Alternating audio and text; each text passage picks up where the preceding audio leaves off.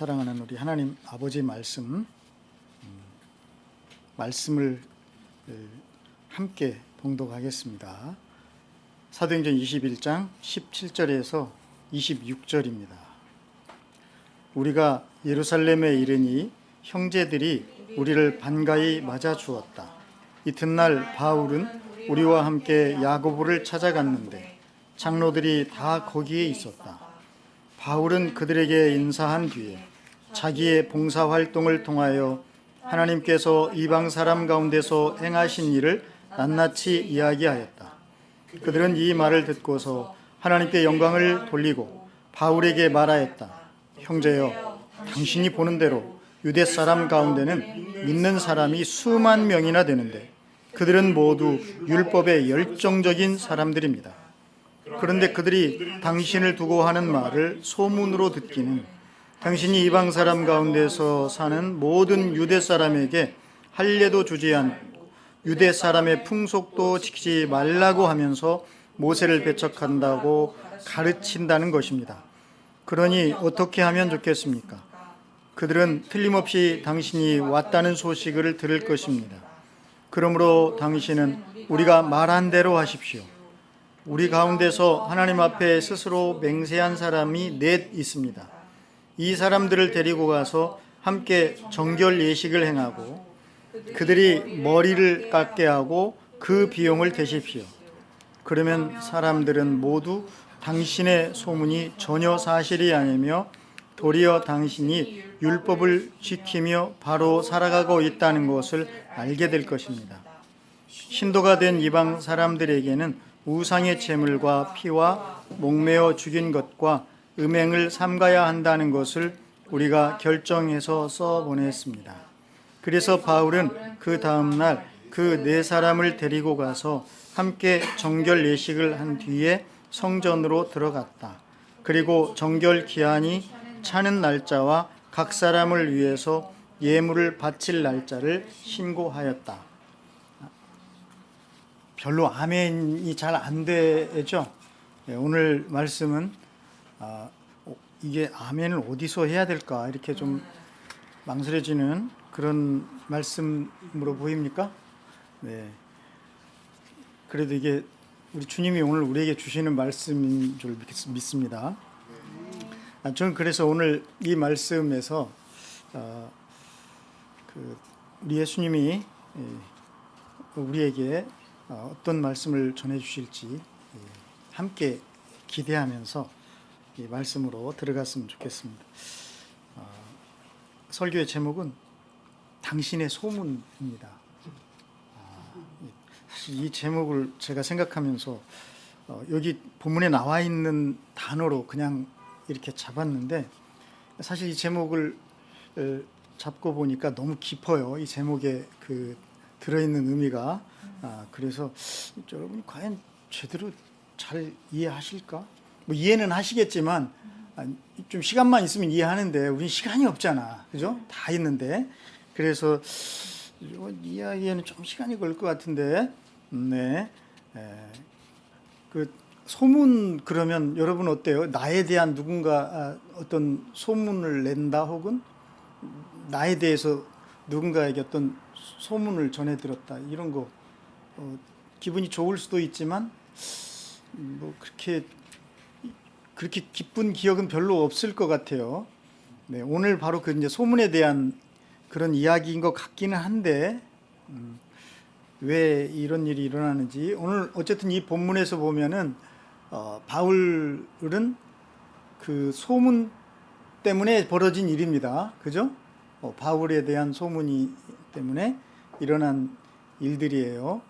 그런데 조금 어려운 내용들도 있죠. 탁 와닿는 그런 내용이 아니죠. 뭐 정결 예식을 뭐 해서 뭐 어떻게 해라 뭐 이런 이야기라든가 이런 것들. 그렇지만 네, 이 구약적인 배경이 있는 분들은 이 말씀을 잘 이해를 하겠죠. 그 이스라엘은 그 나실인 서원이 있어요. 민수기에도 나오고 구약 성경에 율법에. 그래서 자기 자신이 그 나실인 기간으로 이렇게 서원을 한다는 건 무슨 의미냐면 그 어떤 일정한 기간 혹은 또 영원히 그렇게 이제 서원을 하는데, 나시린이 원래 나자르 많이 들어본 이름이죠. 근데 이게 무슨 뜻이냐면 바친다, 헌신한다 그런 뜻이거든요. 거기에서 나온 말이에요. 그러니까 일정한 어떤 기간 자기가 정해서 주님께 자기 일상을 딱 정지시켜 버리는 거예요. 그게 이제 나시린서. 그래서 뭐 포도주와 독주를 삼가고 뭐 여러 가지 삼가할 것들이 있잖아요. 그러니까 일상이 어떻게 보면은 오직 하나님만을 바라보고 섬기는 것으로 그냥 다 모아지게끔 하는 그런 시간들인 거죠. 그렇게 하려면 근데 그냥 나 나시린 서원합니다 이렇게 말만 해서 끝나는 게 아닙니다. 그 서원이 실제가 되려면은 거기에 따른 예물을 드려야 돼요. 네. 이제 그런데 그런 비용, 이제 그런 거에 대한 율법이 민수기에도 나오고 이렇게 설명이 되어 있습니다. 그렇게 이제 그게 이제 어떤 배경이 여기에 지금 깔려 있는 겁니다. 그걸 이제 이해를 하시면서 우리가 오늘 말씀을 함께 나누려고 하는데, 예루살렘 교회의 모습을 우리에게 오늘 보여주는 것 같아요. 여러분, 지금 바울이 이 1차, 2차, 3차 뭐를 하고 전도 여행을 하고 지금 어디에 도착한 겁니까? 예루살렘에 도착을 한 겁니다. 그렇죠? 예루살렘에 도착을 했는데, 지난주에도 우리가 예루살렘으로 가는 길 해가지고 바울의 이야기를 살펴봤었는데, 예루살렘에 딱 도착을 하니까 굉장히 바울을 환영을 하는 건 맞았어요. 보니까 당연히 그렇죠. 아니 그렇게 열심히 선교 활동을 하고 이제 돌아온 그 선교사에 대해서 당연히 교회가 따뜻하게 맞아주고 하는 건 너무나 당연합니다. 그런데 거기서 끝나지가 않아요. 보니까 오늘 본문을 보니까 바울에 대해서 좀 그 바울에 대해서 들려오는 소문을 가지고 바울을 이 예루살렘 교회가 판단하고 하는 이런 말들을 합니다. 저는 이걸 보면서 이제 선교 활동을 정말 열심히 열정을 다해서 하고 돌아온 그 선교사가 이제 그 어머니 교회 같은 그런 교회에서 좀 품어주고 좀 쉬게 해주고 이런 게 맞지 않나요?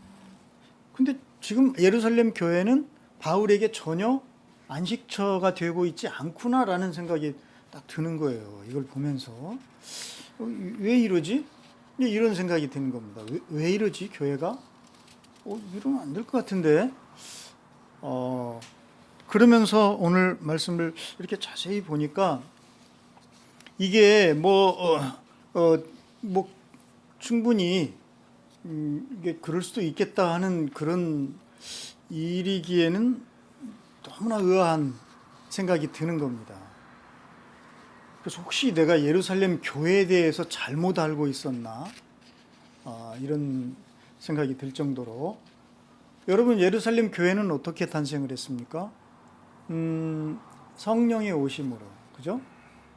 그래서 성령을 받은 그 예수님의 제자들이 자연스럽게 모여서 예배드리고 또 전도 활동을 하고 하면서 막 베드로의 설교를 들은 사람들이 한날에 막 몇천 명씩 제자가 되는 그런 일들이 일어났잖아요.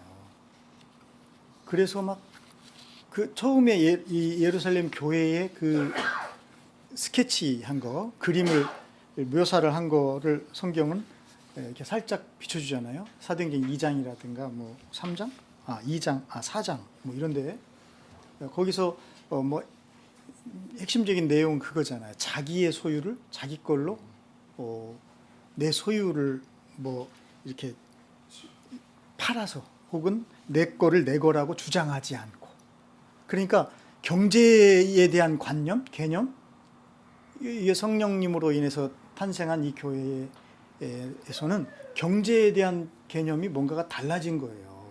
뭔가가 정도가 아니죠. 그래서 소유를 공동으로 또는 내 거를 팔아서 다 나누어 주기도 하고, 네, 또 어떤 그 물건들을 공동으로 사용하기도 하고, 이런 이야기들이 이제 그 예루살렘 교회에서 막 일어나고 번져가고, 그래서 그 안에 가난한 사람이 하나도 없을 정도로 이렇게 교회의 모습을 그리잖아요. 그러니까 그런 거를 우리가 보면서 야, 진짜 초대교회는 아름다웠구나. 우리 뭐 정말 초대교회로 돌아가야 되겠다. 이렇게 이제 우리가 생각하지 않을 수가 없는 장면이에요. 굉장하잖아요. 그렇게 여러분도 다 느낍니까? 근데 너무 그렇게 느끼면 의심받습니다. 아, 넌 지금 그렇게 못 사는구나. 이렇게 생각할 수가 있어요. 솔직히 그렇죠. 우리가 지금 이렇게 하는 게 너무나 어렵다는 걸 우리가 너무나 잘 알잖아요. 근데 사실 예수님의 가르침은 어떻습니까? 예수님의 가르침. 이게 이제 예수님의 가르침에 의해서 탄생된 교회잖아요. 예수님의 제자들이 된 거잖아요.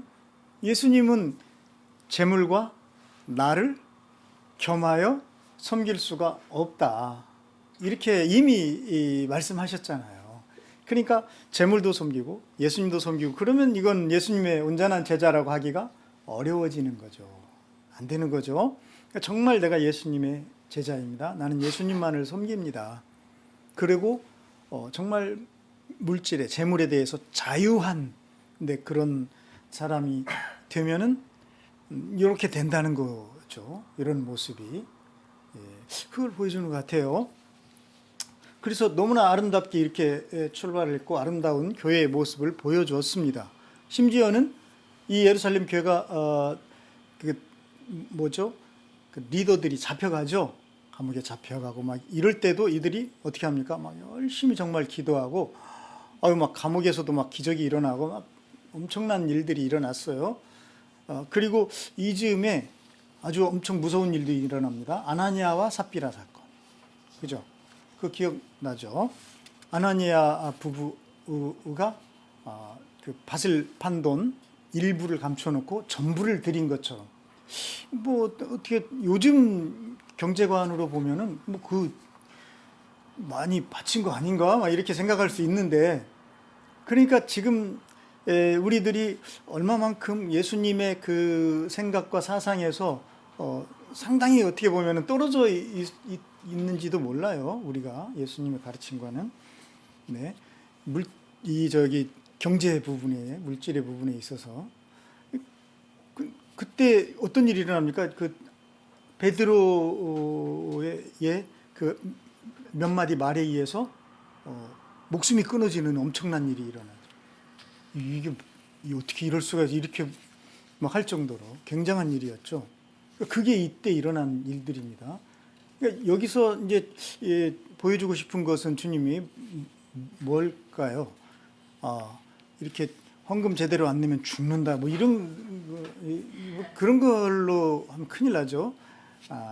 그런 게 아니라 그 성령님이 교회의 주인이시고 주도해 가시는 모습을 강력하게 보여주시는 그런 그림 같아요. 제가 보기에는. 그렇게 해서 정말 이 성령에 의해서 태어났고, 그래서 우리 그렇잖아요. 예수님이 사람이 물과 성령으로 거듭나야 된다 그랬잖아요. 거듭나야 된다. 그러니까 교회는 이제 거듭남의 의미가 가장 강력하게 보여주는 그런 공동체로 이렇게 되어졌잖아요. 그래서 이제 그렇게 그래서 거듭난 사람들이 정말 이렇게 모여서 이렇게 함께 하는 그 모습들이 이제 그 거듭난 사람들의 모임의 어쨌든 중심은 결국 성령에 의해서 거듭났고 성령님의 인도하심을 따르고 성령과 함께 동행하는 삶이다라는 것을 이제 개인과 교회가 보여주는 거죠. 그러니까 사도행전은 지금 그것을 예루살렘 교회를 통해서 보여주고 있는 거예요. 이렇게 했는데 교회가 어느 시점에서 이상한 일이 하나가 발생하죠. 6장인가 아마 그럴 것 같은데, 이 구제하는 일에 있어서 교회 안에 이렇게 분란이 일어납니다. 다툼이 일어나요. 그래서 헬라파 유대인과 히브리파 유대인, 이 유대인들 사이에 이제 같은 유대인인데도 네가 헬라파냐 유대파냐에 따라서 또 이렇게 문제가 생기네요. 이게 이제 왜 이런 일이 일어나느냐? 교회가 커진 거예요. 저는 사실 이런 분란이 없어야 된다라고 생각은 안 합니다. 근데 그거는 굉장히 순진한 생각이에요. 교회라고 그래서 무슨 다툼이 하나도 없고 막 완벽하게 거룩한 어떤 공동체라고 생각하는 것은 그거는 엄청난 착각이죠. 빨리 그거 교정돼야 됩니다. 그런 건 아니에요. 그래서 이 이제 헬라파와 히브리파의 갈등의 원인 제공이 이제 그 구제를 하는데 그 헬라파 과부들이 구제 명단에 자꾸만 이렇게 빠지는 문제. 그러니까 이거 뭔가 의도가 있는 거 아니냐 이제 이 사람들이 왜 우리 이 과부들을 자꾸 이렇게 구제 명단에서 빼느냐 막 뭐 별것도 아닌 것 같은데 이런 문제들이 막 그러니까 이런 건 하나의 어떤 뭡니까? 우리 속에 여전히 이 세상을 살면서 내재되어 있는 그런 그 문제들이 사람이 많아지니까 이제 교회 안에서 이제 이렇게 일어나는 거예요. 사실은 교회 안에 이제 세상에 살고 있는 우리들은 역시 교회도 세상 안에 있기 때문에 뭐 이런 문제들이 당연히 일어나죠. 중요한 거는 문제가 없는 게 아니라 이 문제를 어떻게 다루느냐죠. 이것에 대해서 사실 그 물고기가 바다의 짠물을 먹지만 그 짠물을 어때요? 걸러내잖아요. 그럼 물고기 살아있는 물고기잖아요. 그걸 걸러내지 못할 때 이거는 이제 죽은 고기가 되는 거죠. 그러니까 교회는 그런 거예요. 예, 막 세상에 짠물이 전혀 들어오지 못하는 그런 곳이 아니라 이거를 잘 걸러낼 줄 아는 이제 그런 기능이 있어야만 되는 거였죠. 그거를 어떤 걸 통해 하냐면 이 문제에 있어서 그 제자들이 어떻게 해결을 합니까? 그 7사람을 세우게 합니다. 7사람을 뽑아라, 추천을 해라. 근데 그냥 7사람, 이 사람들이 자격이 있어요. 그 자격이 뭐였냐면 성령과 지혜가 충만한 7사람이에요. 뭔가 이렇게 느낌이 딱 오죠. 성령과 지혜가 충만한, 성령님이 충만한 사람이 뽑혀야 되는 거. 이거를 딱 제시하면서 이 사도들은, 제자들은 뭐라고 하죠? 우리는 기도하는 일과 말씀을 섬기는 일에 전적으로 매달리겠다. 이렇게 선언을 하죠. 그러니까 이들의 해결책은 뭐였습니까? 아무리 이 인간은 이제 육체를 입고 있는 한계가 있는 사람이기 때문에 정말 좋은 일이에요. 구제하는 일 이런 것 다. 하지만 그것이 과중하게 되면 말씀과 기도가 소홀하게 될 수 있어요. 그건 뭘 의미합니까? 그 성령님과의 교통에 문제가 생기는 거예요. 그러니까 성령님의 인도하심과 주도하심에 따르는 이 문제. 그래서 물고기가 짠물을 이렇게 걸러내는 기능이 이제 그 문제가 생기는 것처럼 그 바라보는, 그러니까 성령님으로 이제 이 세상을 우리가 살아가게끔 성령으로 거듭난 사람들인데 이제 그 성령님과의 관계는 뭐 다른 게 없잖아요. 맨날 성령님 한다고만 되는 게 아니잖아요. 그분의 말씀, 그죠? 그분의 뜻, 그분의 나라, 이것을 우리가 주님으로부터 늘 교제하면서 그 깨우침을 받고 한 걸음 한 걸음 정말 성령의 인도를 받아 사는 그런 걸음이잖아요. 그러니까 이것이 이제 문제가 생긴 거였다는 거죠. 이걸 우리에게 보여주는 거죠. 그래서 이제 그 문제는 이제 그렇게 해결이 되었어요. 그러고 나서 교회는 더 막 당연하겠죠, 그죠? 우리의 뭐가 문제가 있는가가 이제 해결이 됐잖아요. 그래서 그 구제 문제가 잘 해결돼서 그런 게 아니에요. 물론 해결됐겠지만 더 중요한 본질적인 성령님과의 그런 그 과중한 어떤 업무나 일 때문에 이게 등한이 되었던 그 그 주님과의 그 교제. 예.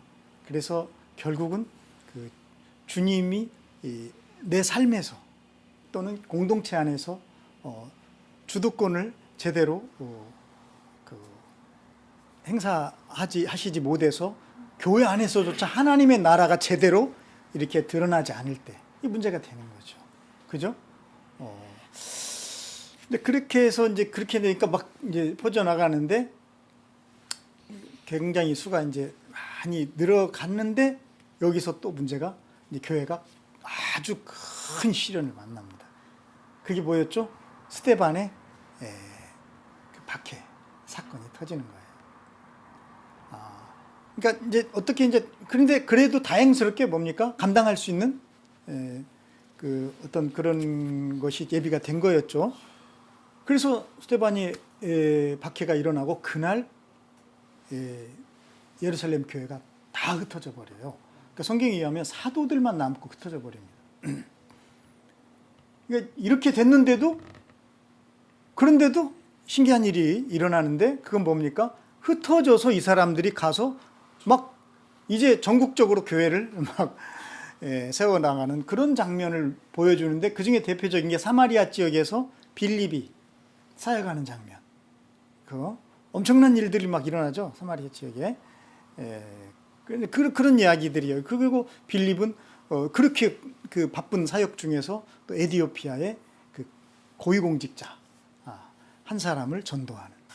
근데 어떻게 전도하죠? 아주 철저하게 성령님이 아주 데리고 다니시면서 이렇게 하는 모습. 근데 이런 걸 막, 그러니까 뭘 지금 사도행전에서 의도를 하고 보여주는가를 우리가 봐야 돼요. 그러니까 보이는 교회는 다 깨진 것 같은데 성령님을 따르는 사람이 있는 한 뭐 어디를 가든 이제 되는 거죠.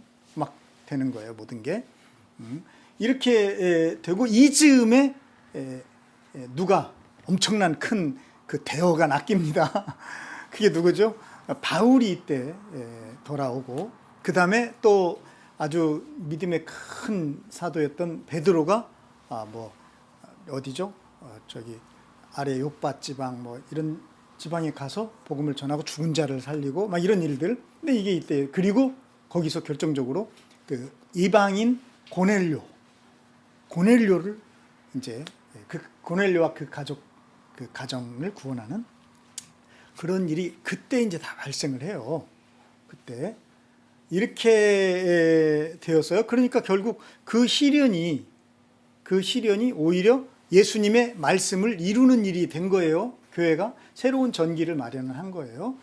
이제 예루살렘에서 나가야 되는 거잖아요, 원래. 유대와 사마리아로 막 간 거예요. 이렇게 된 겁니다. 자, 이렇게 이제 여기까지 참 글이 좋았어요. 아주 멋있게 잘 됐어요. 그런데 이상한 장면이 하나가 나와요.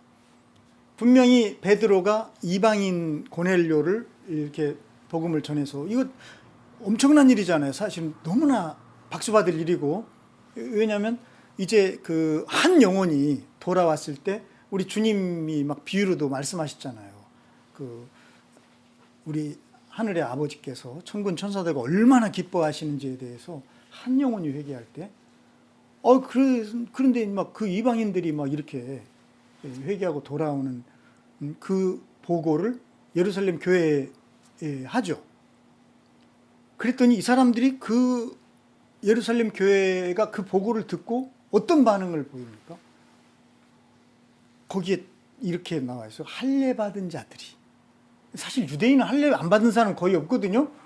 그럼 예루살렘 교회 유대인이라고 하는 사람들이 지금 하는 얘기라는 거죠. 예루살렘 교회는 거의 유대인들이 주축이잖아요. 할례 받은 사람들이 베드로에게 이런 질문을 하면 너는 이방인과 함께 음식을 먹었다. 이게 지금 할 질문이에요. 이게 할 말이냐고. 이게 뭐야? 아니, 교회가 이렇게 찌질한가?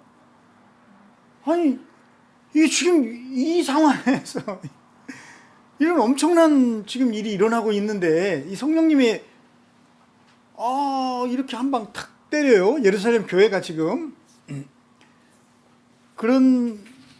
그러자 이 베드로가 사실 베드로라는 이런 엄청난 그 사도에게 이렇게 말한다는 것도 참 대단한 사람들입니다. 보니까 베드로 사도가 겸손하신 건지 어쨌든 그런데도 이 베드로 사도가 설명을 해줘요. 그죠? 뭐라고 설명을 하죠? 자기를 고백합니다. 그러니까 여기서 우리가 알게 되는 거야. 아, 이게 이런 문제구나. 그러니까 베드로 사도가 나도 3번이나 거절을 했다. 거부를 했다. 하나님의 성령님의 뜻을 라고 자기를 고백합니다. 그러니까 베드로도 사실 제발이 저린 거였죠. 자기도 이들과 별로 다르지 않은 사람이었다라는 거죠. 그러니까 이게 참 놀랍지 않나요? 죽은 사람도 살리고 막 이렇게 복음을 전하고 아주 최고의 사도라고 하는 그분조차도 여전히 뭐에 갇혀 있었다는 겁니까?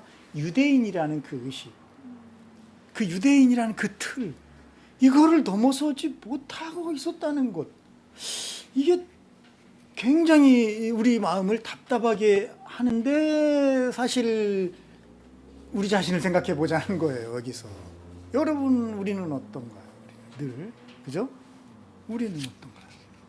여러분은 정말 내가 그동안 가지고 지니고 살아왔던 그런 관념이나 이런 거를 다 이렇게 내려놓고 정말 하나님이 뭘 말씀하셔도 아멘하고 따라가는 그런 걸음이라고 할 수 있을까요? 아, 이 부분만 주님이 말씀 안 하시면 난 정말 성령에 충만한 사람이야 라고 할 어떤 그런 것들이, 그런 그 정말 견고한 어떤 나의 숨겨진 어떤 자아들이 우리 가운데는 혹시 남겨져 있지 않는 것? 이게 쉬운 일일까요? 아우, 유대인들은 태어나면서부터 그러니까 뭐 조상 대대로 그 유대인이고 뭐 이러니까 그러겠죠 라고 너무 쉽게 우리가 얘기하는 거 아닌가요? 우리가 그렇게 수십 년이 되도록 변하지 않는 어떤 부분들 우리 내 자신도 알고 있잖아요. 가지고 있잖아요. 이게 이제 딱 그래서 예루살렘 교회의 문제는 그들이 유대인이 때문에 생겨난 문제다라고만 보이지가 않는 거예요. 왜냐하면 아니, 성령님 앞에서, 성령님 안에서 못 고칠 질병이 어디 있으며 그잖아요. 아니, 주님에게 있어서 어떤 한계가 있나요? 그러니까 어떻게 보면 사실 우리들이 정말 예기치 못한 견고한 것들을 주님을 믿고 주님을 따라 나섰다고 하면서도 여전히 가지고 있는 이들이 가지고 있는 유대인 의식처럼 그런 것들을 우리들은 가지고 있는 건 아닐까. 여기서 우리가 생각하지 않을 수가 없어요. 그것은 언제나 교회 안에 내가 그런 나이니까요. 언제나 내재해 있는 거예요. 그래서 때로는 막 성령님이 지금 강하게 역사하시고 이렇게 하시는데도 그건 안 보이고 너는 이방인하고 밥 먹은 사람이야. 이렇게 찌질한 얘기나 던지고 여기 우리 성경 이거 세번역 성경의 표현에 의하면 베드로를 나무랐다 이렇게 나와요. 아니, 나무라다니 이렇게 나온다니까요. 여러분, 이런 지금 예루살렘 교회의 모습입니다. 이런 모습이에요. 그 다음에 이런 와중에도 어떤 일이 일어났어요? 안디옥에 교회가 세워지죠. 이방인 최초의 교회입니다.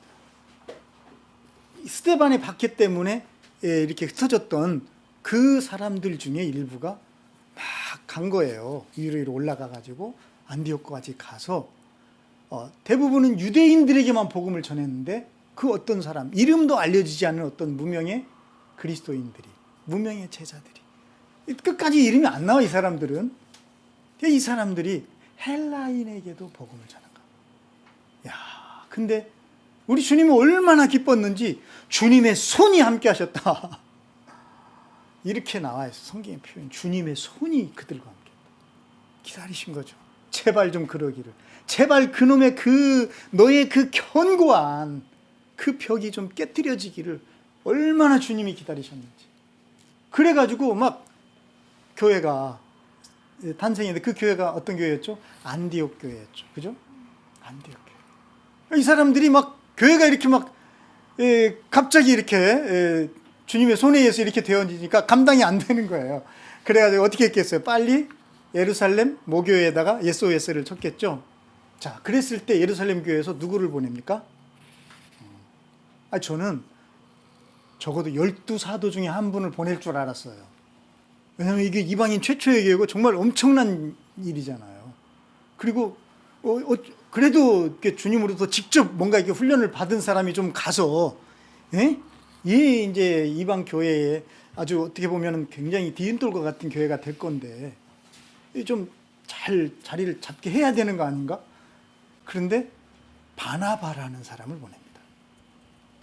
물론 그때 뭐 사도들이 다 어디 전도하러 다들 나가셔서 안 계셨나 이런 생각 모르겠어요. 어쨌든 저는 약간 이게 좀 그래요. 그런데 결과적으로 바나바를 보낸 건 굉장히 잘한 거였어요. 왜 그렇습니까? 바나바는 사실 그 유대 출신도 아니에요. 그 구브로 섬 출신의 유대인인 것 같아요. 그런데 이 바나바가 어떤 사람이었냐면 성령님의 인도하심에 아주 민감한 사람이었다는 거예요. 이게 중요한 거예요.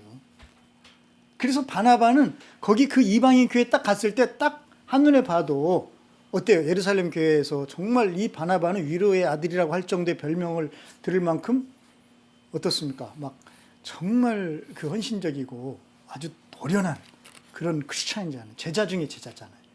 그런데 이 사람 눈으로 보기에 정말 어설펐겠죠. 그런데도 그들 가운데 임한 하나님의 은혜를 보는 거예요. 눈이 달라, 눈이. 이게 성령님의 눈이잖아, 완전히. 시각이 이래요. 그리고 더 놀라운 것은 이 사람이 자기 혼자 해도 되잖아요. 이 정도 사역자면. 누구를 보내죠? 누구를 부르러 갑니까? 사도 바울. 그러니까 바울은 사실 바나바에게 엄청난 빚을 진 사람이에요.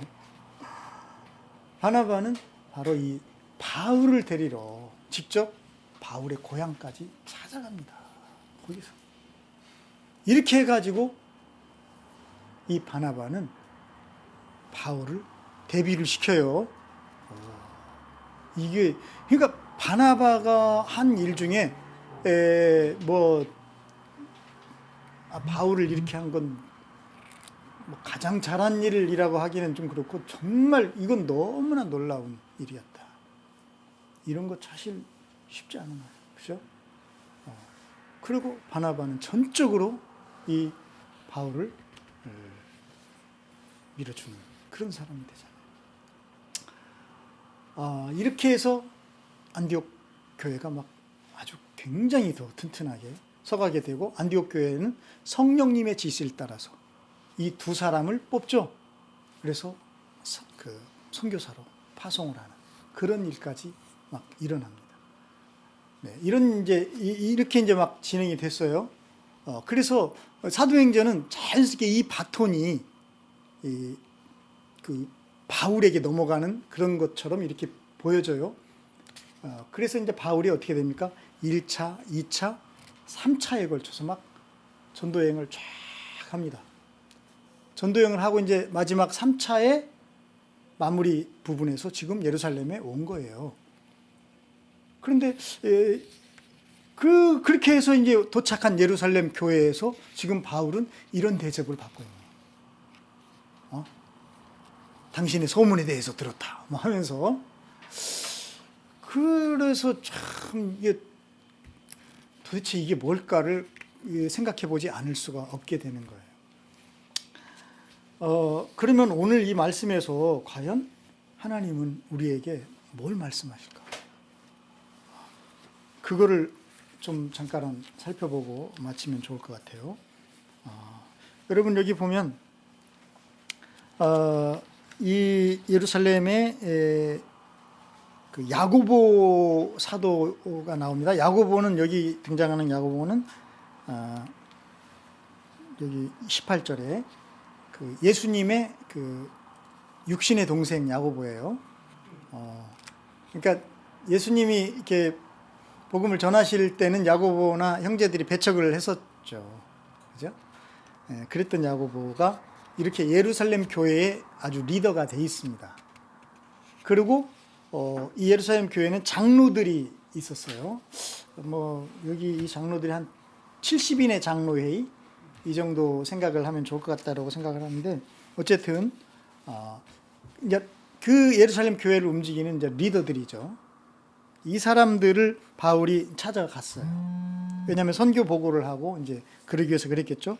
그래서 그들에게 인사하고 자기의 봉사활동이라고 이렇게 번역이 됐는데, 이게 뭐냐면 이 봉사라는 이 단어가 그런 거예요. 이렇게 사역, 뭐 좌우지간, 그러니까 자기를 완전히 바쳐가지고 하는 그런 일이에요. 이렇게 해가지고 이렇게 했을 때 하나님이 이방 사람들, 여기 그렇게 되어 있죠. 주어가 하나님께서 이방 사람들의 가운데 행하신 일, 이것을 낱낱이 보고를 해요. 낱낱이. 그죠? 낱낱이. 자, 그랬을 때 이들이 이 말을 듣고서 어떻게 합니까? 하나님께 영광을 돌려요. 참 좋죠. 이 분위기 이래야 되는 거잖아요. 교회가. 그래요. 이렇게 좀 잘했어요. 그런데 그 다음 바울에게 말하였다. 그것까지는 잘 된 것 같은데 바울에게 말하였다. 뭐라고 합니까? 형제여, 당신이 보는 대로 유대 사람 가운데는 믿는 사람이 수만 명이나 되는데, 이렇게 말을 꺼냅니다. 믿는 사람이 수만 명이나 돼. 이게 어떤 학자들은 이게 이 숫자가 좀 과장되어 있을 거야, 이렇게 보는 학자들도 있어요. 근데 그런 건 중요하지 않아요. 중요한 건 많다는 거잖아요. 그러니까 스데반의 박해로 인해서 예루살렘 교회가 막 다 흩어졌는데도 불구하고 어때요? 그 사이 또 이렇게 굉장히 큰, 아주 양쪽으로 엄청난 수의 믿는 유대인들이 예수님을 믿게 된 거예요. 이렇게 된 거예요. 그러니까 막 요즘이면은 수만 명이면 뭐 요즘에도 초대형 교회잖아요. 그죠? 근데 그 당시 이 정도면 뭐 어느 정도였겠어요. 어마어마한 거죠. 이런 교회인 거를 우리가 알 수가 있어요. 근데 이 사람들은 모두 율법의 열성적인 사람들. 근데 이거 당연한 거잖아요. 유대인들이 율법의 열정을 갖는 건 너무나 당연한 거. 어려서부터 그렇게 사니까요. 근데 왜 이걸 여기서 얘기하지? 뭔가 불길한 거예요. 그리고 아니 굳이 유대인들이 율법의 열정을 내는 것이 중요한 게 아니라, 이제 우리는 어떤 사람이죠? 성령으로 거듭났고 성령에 의해서 교회가 탄생했고 정말 성령님이 인도하시는 그런 교회의 모습을 지금까지 우리가 보았잖아요. 그러면 그들은 성령에 충만한 사람들입니다. 이래야 될 것 같은데 여기는 뭐라고 돼 있어요? 모두 율법의 열성적인 사람입니다. 이렇게 돼 있는 거예요. 뭔가 불안하죠? 아니나 다를까 21절. 그런데 그들이 당신을 두고 하는 말을 소문으로 듣기는. 그들이 누구겠어요? 앞에 있는 믿는 유대인들이잖아요. 몇만 되는, 수만이나 되는. 그러니까 어떻게 보면 예루살렘 교회가 지금 바울에 대해서 뭐를 듣고 있어요? 소문을 듣고 있다는 거예요.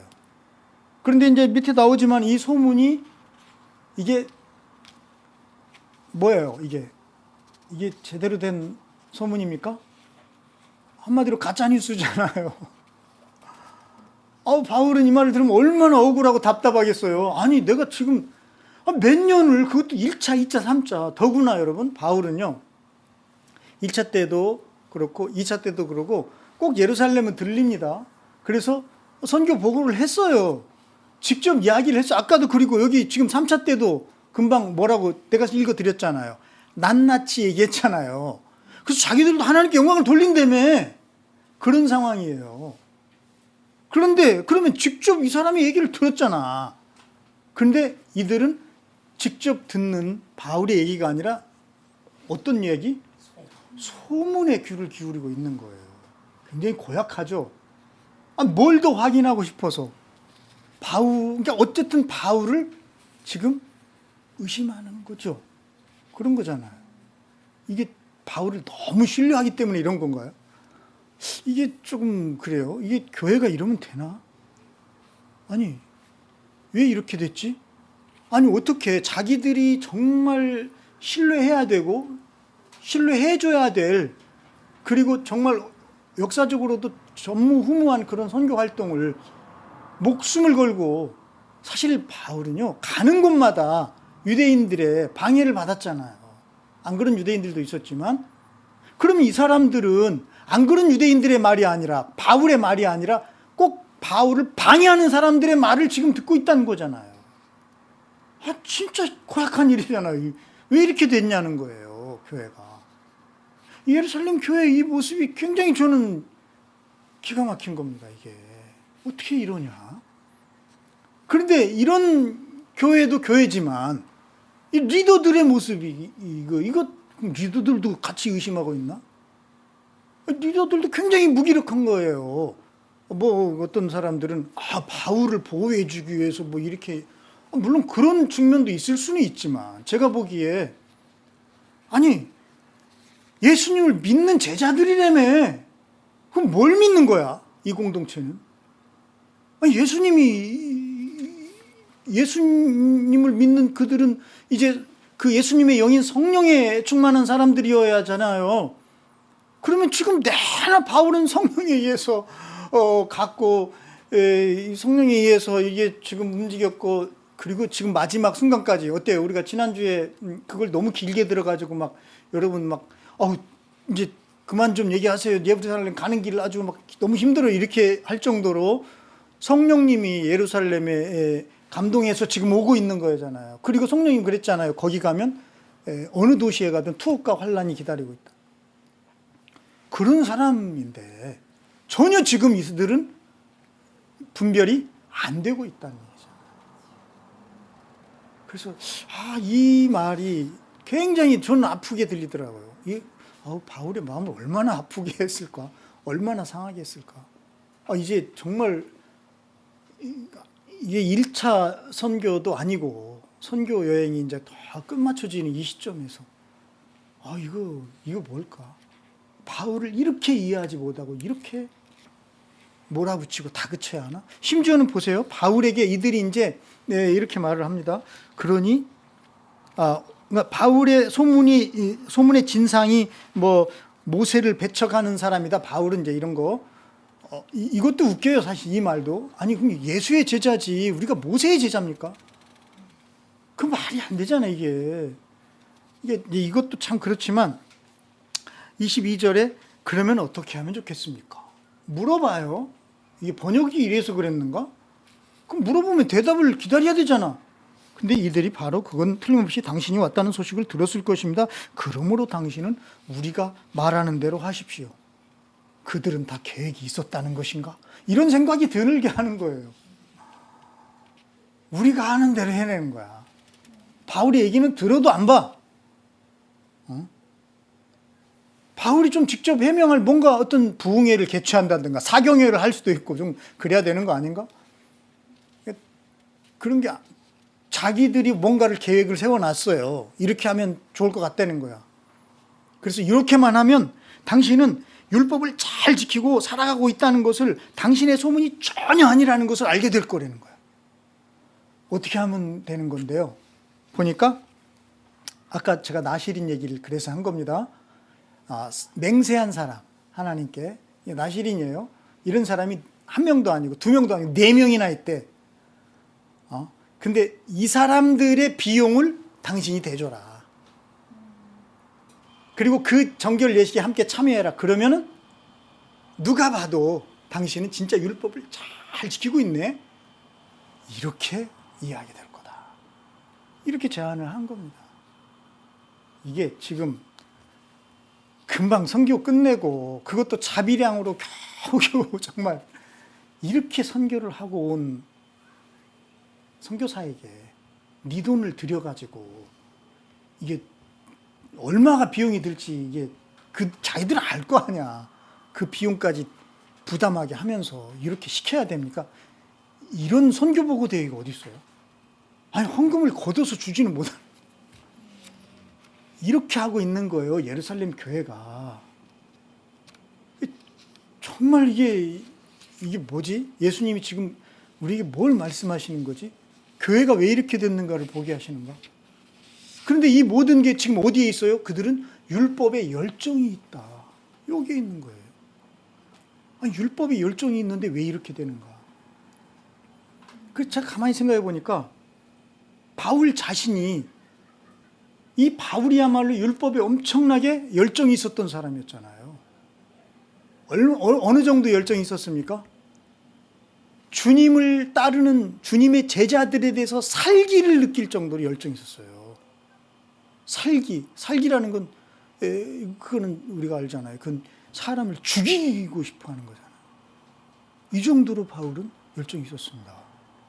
그러니까 바울은 막, 우리들처럼 막 시궁창에서 뒹굴다가 세상에서 방황할 때 주님을 만난 그런 사람이 아니에요. 이 사람은 정말 유대인 중에 유대인이야. 열정이 막 특심이 있었던 사람이에요, 율법에 대해서. 자, 그런데 그날도 어때요? 공문서를 갖고 이 주님을 따르는 이 제자들을 잡아서 다 거기에 쳐넣어야 되겠다, 막 이런 공문서를 가지고 어디를 가고 있었습니까? 유대 지역 갖고는 양이 안 차. 저 다메섹까지 지금 도망간 그거 제자들 잡으려고 그걸로 지금 가고 있었던 거예요. 그런데 그때 엄청난 빛이 바울을 둘러싸버려요. 그리고 그가 굴러 떨어집니다. 엎드려, 땅에 엎드려졌다, 이렇게 표현을 하죠. 엎드려 쳐버린 거예요. 예수님이 그에게 나타난 거죠. 근데 주님이 그에게 나타나서 첫 마디가 뭔지 압니까? 이름을 딱 2번 부릅니다. 사울아, 사울아. 잘 알고 있다는 거죠, 나는 너를. 그러시면서 왜 네가 나를 핍박하느냐, 이거예요. 아니, 주님을 지금 처음 만났는데 주님이 따뜻하게 안아주시면서 잘 왔다 얘야, 뭐 이런 게 아니라 왜 네가 나를 핍박하느냐, 이렇게 나오는 거예요. 뭐를 지금 깨닫게 하는 겁니까, 바울에게? 내가 그동안 율법의 열정을 가지고 정말 이렇게 살아온 그 모든 것이 뭐라는 겁니까? 하나님의 그리스도, 하나님의 아들, 그분을 핍박하는 열정이었다는 거지. 이거야. 이걸 깨닫게 하시는 거야. 얼마나 바울이 놀랐겠어요. 이게 뭐지? 내가 뭐 한 거지? 지금까지 내가 뭐 하고 사는 거지? 그런데 지금 예루살렘 교회가 똑같은 짓을 하는 거 아니냐고. 이 짓을 하고 있는 거 아니냐고요. 여러분 지금 어떤 열정을 가지고 살고 있습니까? 여러분의 그 열정에 예수 그리스도가 중심에 계신가요? 아, 이건 유대인들의 얘기라고요? 여러분, 이거 아세요? 유대인들의 얘기 맞습니다. 그러나 예수 믿는 유대인이야. 우리가 믿는 그 예수를 이들도 믿는 사람들이야. 그럼 우리는 똑같은 형제야, 이제. 그러면 여러분 자신이 유대인 못지않게 여러분 안에서도 예수가 자리하지 않은, 예수가 빠진 어떤 열정에 지금 여러분은 브레이크 없는 열차처럼 달려가는 거, 그런 거 혹시 아닌가요? 그래서 내 안에 오신 그 성령님의 자리를 자기도 모르게 밀어내고, 이게 지금 교회 안에서 일어나고 있는 일이에요. 교회 밖이 아니라. 교회 안에서 지금 성령님이 대접받지 못하고 있는 거야. 뭐 때문에? 열정 때문에. 이거 지금, 나 이거 보면서 이게 왜 어떻게 이럴 수 있구나. 야, 진짜 교회가 이럴 수 있구나. 근데 이게 낯선 풍경이 아닌 거예요. 요즘에 이런 우리들의 세태를 이렇게 돌아볼 때 전혀 낯선 풍경이 아니에요.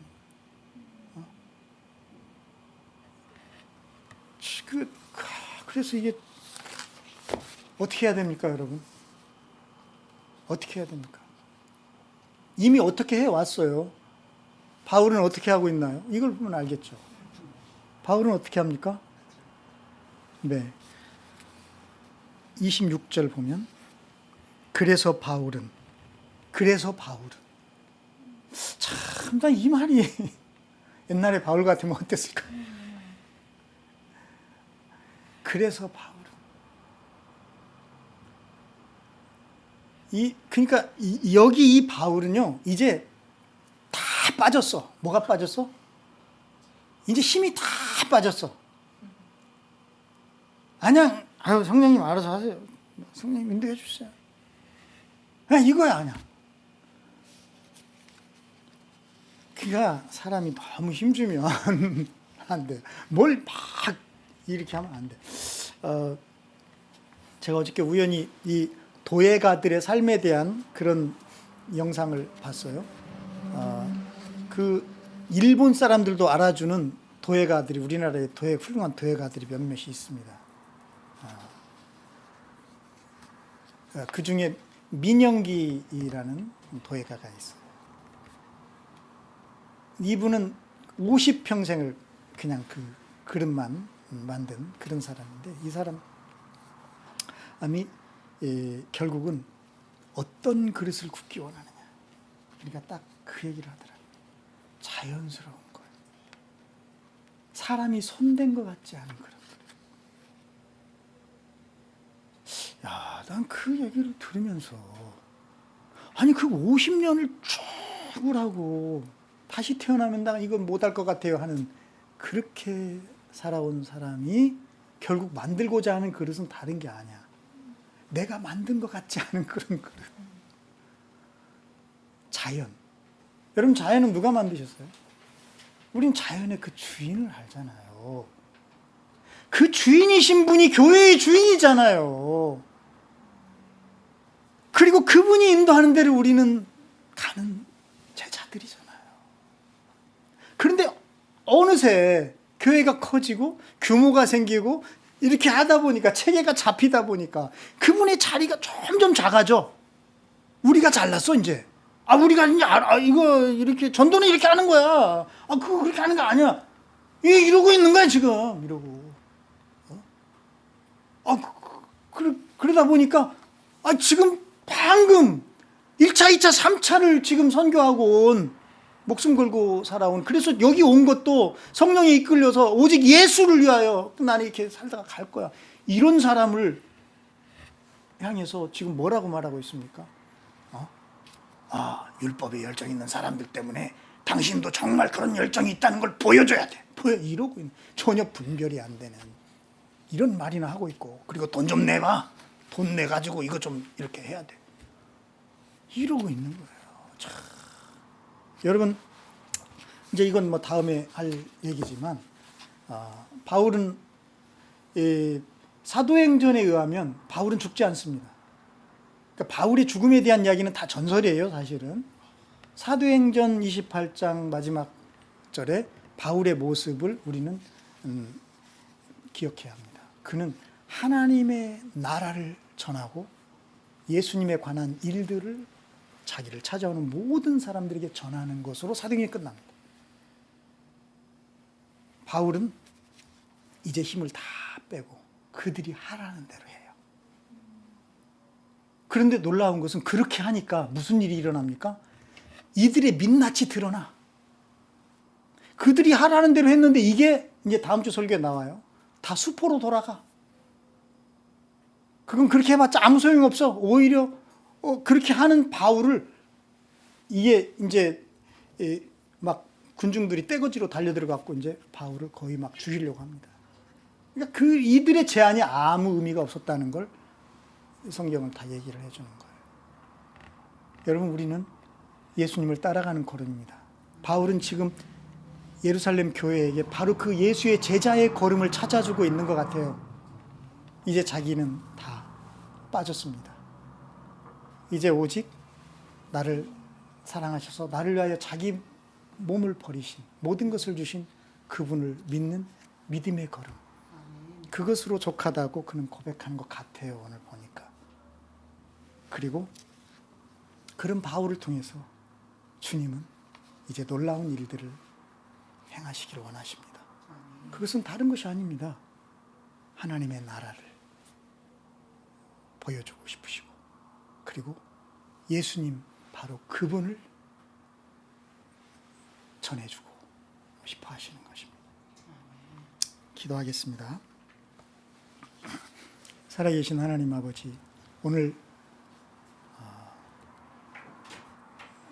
얼토당토 않는 이 바울의 소문에 의해서 성령의 충만한 주님의 제자를 이렇게 말도 안 되게 대우하고, 그것이 교회의 이름으로 이렇게 되어가고 있는 것을 우리가 바라보면서 참 너무나 경악스럽고, 또 이게 무슨 일인가 라고 하면서도 여전히 우리 안에 성령님이 온전히 다스리시도록 내어드리지 못한 어떤 것들이 나를 그렇게 고민하게 하고 갈등하게 하고 있다는 것을 깨닫기 때문에, 이것은 결코 예루살렘 교회만의 문제가 아닌 것을 고백하지 않을 수가 없습니다. 주님, 불쌍히 여겨 주시옵소서. 오늘 우리에게 충만히 임하셔서 온전히 주님의 제자의 길을 가게 하여 주시옵소서. 예수님 이름으로 기도합니다.